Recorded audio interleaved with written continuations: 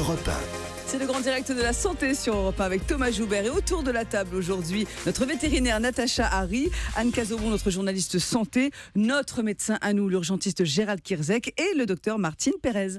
Un fromage, le brie aux truffes de la marque Tradition Terroir, a été retiré de la vente jeudi dernier en raison de la présence de la bactérie Listeria monocytogène. Il a été vendu précisément, écoutez bien, entre le 7 décembre et le 22 décembre, alors sur tout le territoire français, dans des enseignes comme Leclerc, Super U ou Intermarché. On a voulu revenir sur cette affaire ce matin avec le docteur Martine Pérez, médecin généraliste, pour savoir s'il fallait s'inquiéter de cette bactérie Listeria. Qu'est-ce que c'est tout d'abord ? Alors, cette bactérie, c'est absolument incroyable. On l'a découvert en 1920, on ne savait pas à quoi ça correspondait. Il a fallu attendre les années 80 pour se rendre compte qu'elle pouvait être responsable d'une maladie humaine. Alors, figurez-vous que cette bactérie, elle est absolument partout dans l'environnement. Les ovins, les caprins, même les poulets l'ont dans leur intestin et dans leur déjection, ils la disséminent dans tout l'environnement. Donc, c'est une bactérie extrêmement répandue et tous autour de cette table, on a sans doute eu dans notre alimentation des petites quantités de listériose, mais cette bactérie ne provoque des maladies que si vous êtes immunodéprimé ou si vous êtes enceinte, ou bien si vous en consommez des très grosses quantités, parce que des petites quantités souvent ne donnent pas grand-chose. Et d'ailleurs, comment on a su que le brie était contaminé ? Pas du tout parce qu'il y a des gens qui sont tombés malades, mais simplement il existe des autocontrôles sur les chaînes alimentaires qui testent et qui regardent le taux de listeria. Et il y a un niveau minimum, il y a des normes, il y a des contrôles qui font qu'on protège le consommateur aujourd'hui. Dans les années 90, il y a eu pas mal d'épidémies en France. Souvenez-vous, dans les années 90, du fromage de tête de porc avait contaminé 200 personnes et on a décidé à ce moment-là qu'il fallait prendre un certain nombre de mesures de précaution. Avant, ça n'existait pas vraiment puisque la production alimentaire était artisanale. Donc, on fabriquait pour des petits groupes de population.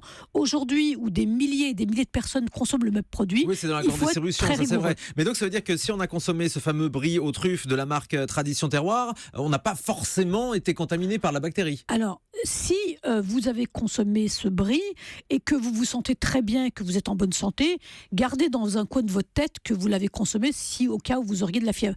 Parce que figurez-vous que cette bactérie, elle a une incubation qui varie de 2 jours à 2 mois. Ah oui, donc on peut s'inquiéter quand même.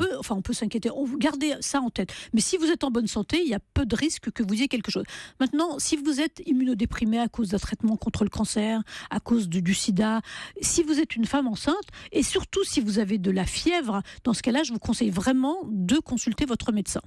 Il y a des numéros qui ont été mis en place par la société Tradition Terroir. On va les donner pour les personnes qui seraient inquiètes après avoir consommé ce fromage aux truffes. On le précise, c'est un brie aux truffes. Vous pouvez contacter le 05 49 79 54 37, je vais recommencer, 05 49 79 54 37. Vous avez cité les femmes enceintes, elles sont particulièrement susceptibles d'avoir des complications avec ces bactéries. Elles sont particulièrement susceptibles d'avoir des complications, mais il faut savoir qu'en France, il y a eu 300 cas, parce que c'est une maladie à déclaration obligatoire, 300 cas en 2014, qui est finalement assez peu pour une bactérie aussi répandue. Et 50 cas concernaient des femmes enceintes. Le vrai problème des femmes enceintes, c'est qu'au premier trimestre de la grossesse, une contamination par le listeria donne des fausses couches spontanées, mais ensuite vous avez un risque de contamination du fœtus avec des morts in utero, avec des méningites à naissance. Donc c'est quand même une complication grave de la femme enceinte. Docteur Gérald Kierzek. Il ne faut pas s'affoler, mais c'est vrai que chez les femmes enceintes, quand il y a ce qu'on appelle un syndrome grippal, vous savez, un peu de fièvre ou un peu des douleurs dans les articulations ou dans les muscles, il ne faut pas dire c'est un virus, c'est banal, ça va passer. Quand on est enceinte, on va consulter son médecin parce que justement ce sont les symptômes de cette listériose qui se traitent extrêmement bien. Il suffit de prendre des antibiotiques, mais il ne faut pas passer à côté. Et il vaut mieux traiter, et on dit les antibiotiques, c'est pas automatique, mais une femme enceinte avec un syndrome grippal, c'est vrai qu'on aime bien en couverture antibiotique aller prévenir plutôt que guérir, parce que cette maladie peut avoir des conséquences. Donc ne pas passer à côté d'une listériose. Quelques symptômes, on consulte et éventuellement on donne des antibiotiques.